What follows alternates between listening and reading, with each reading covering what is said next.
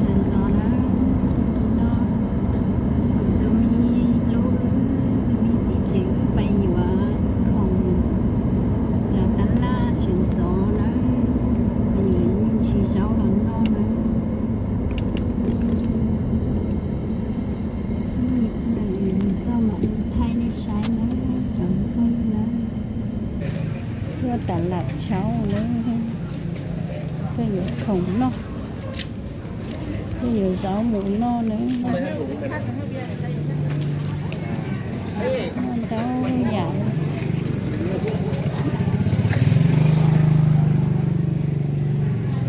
thì cầu cũng rau đi ngon rau thì này thì rau dại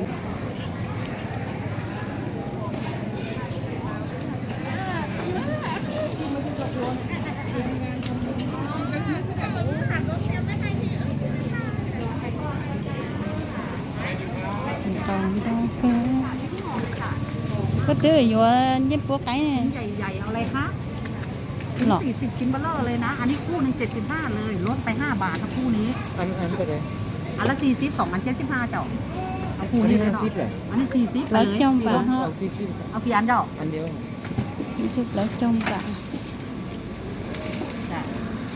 เอากินเห็นไหมหนังไก่ก็มีนะจ๊ะจ้ะ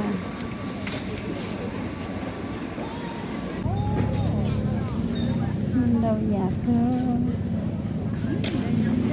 rau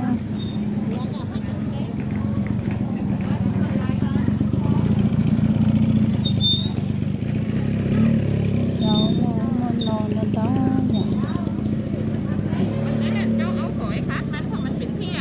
dạ đủ vậy thì chắc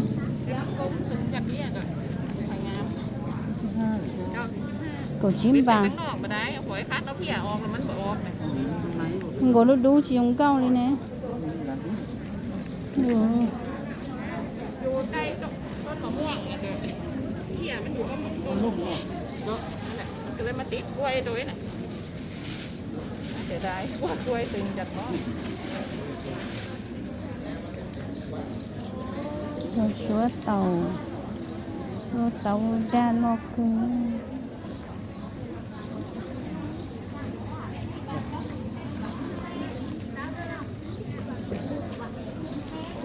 tàu tư thì nó thêm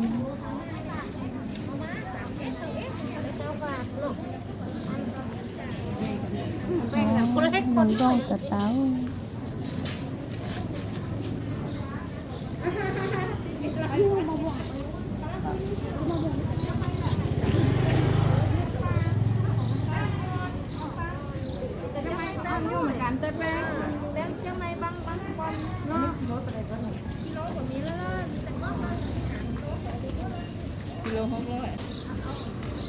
một khẩu non đó giảm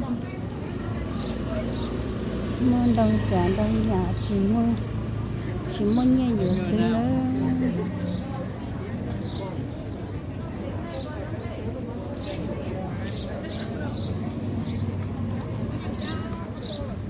mua chua kỳ chua hàu đấy chứ cái gì chứ nên nó có dừa mà cho nó như một quá. อันนี้ช่างกิโลเหรอกี่3 บาทกี่3 บาทเลย khiเป็นปะถ้ายกกระสอบ207ค่ะเดี๋ยวลูกนึงนี่แหละมันกรอบนะคะตามมือเฉพาะ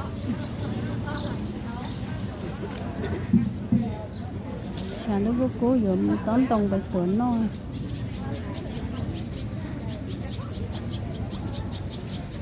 rồi luôn rồi mình chơi luôn 20 บาทจ้า ตัวนี้còn lia còn lẩu thì phá cơ còn lia 5 บาทจ้า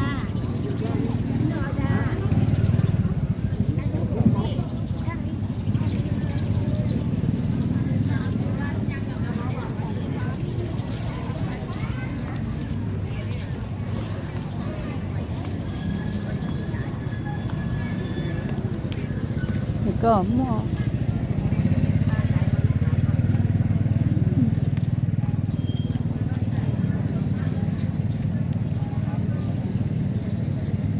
thì có chỉ mất tàu này cái gì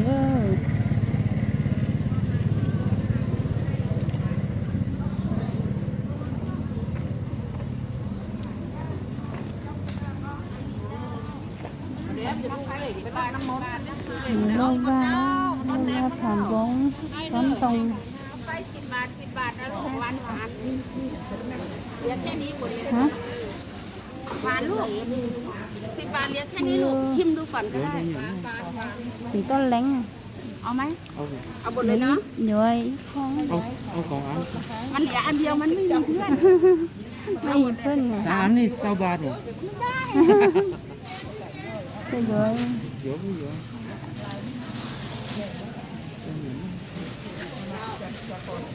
ถึงต้นเล้งราคาจะห้อง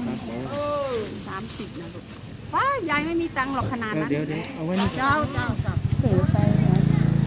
มึงเลยซื้อเรียนลั่นโล ตังค์เป็นขั้นเนี่ยมากะมาจ้ะ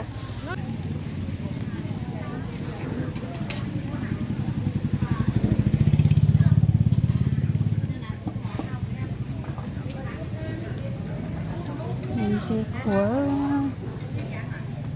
chơi nó chán đâu giả nữa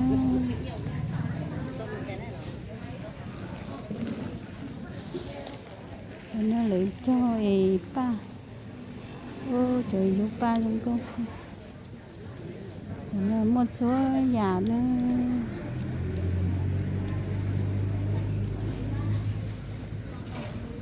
มันđầu giả cơ rồi nó nhô đã chi thế nó chua đó cho nó mà chua chua thế nó tấu vô một khổng một chút số nhà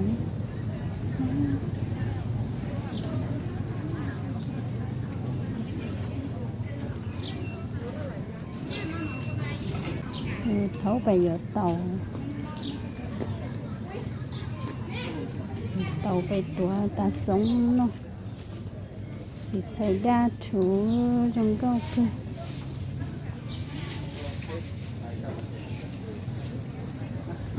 ไปง่ายตัวเด็ก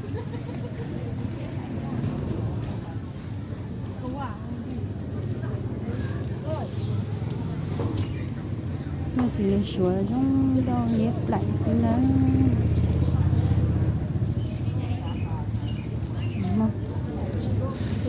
ตีmua đồ mua mặn nâu mua khía มันเอาหัว chị ao mặn nâu อ่า chị ao ข้าง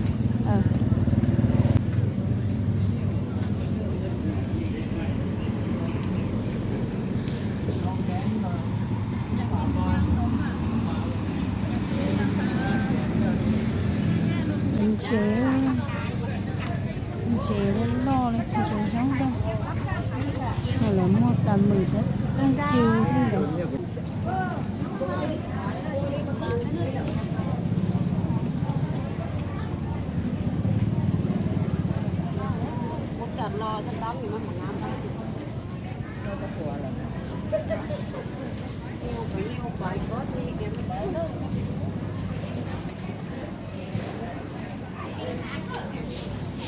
cái vụ nắm pla phải nảnh đây này thôi nữa lán phở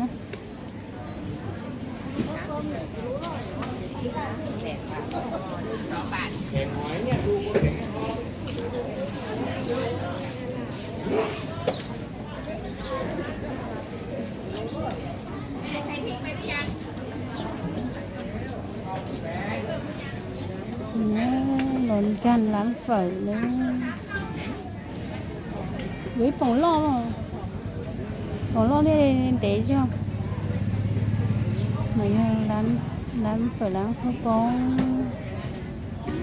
này xin lên đó nhỉ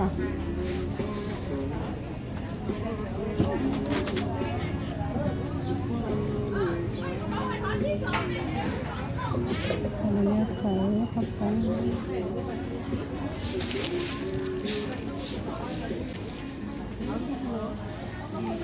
có phở rán không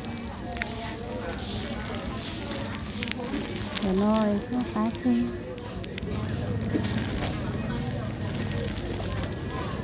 được bón không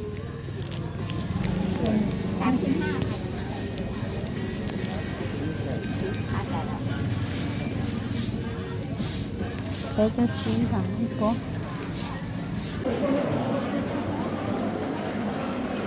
ok nó là giờ nó sẽ cá 10 บาททุกอย่างค่ะ rồi này có rồi ót tay นั่นมันแพงนั่นเจ้าปูแล้วก็ cái tay anh chúa đấy một cái tay cùng vào ừ. 20 บาทครับผม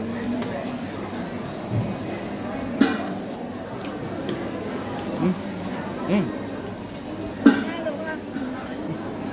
ta khó nồng nó phải cái lúc lát phải cho mà phải chỉ nó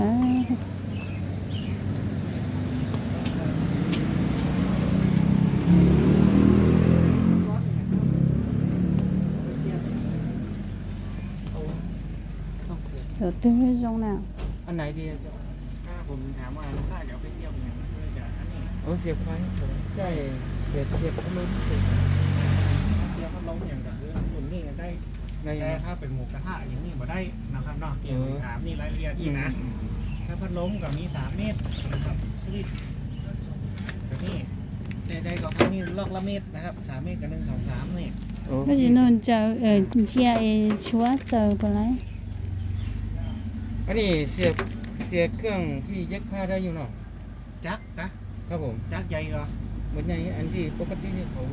ใช่ ถ้าน่าจะเป็นเท่มากกว่าครับ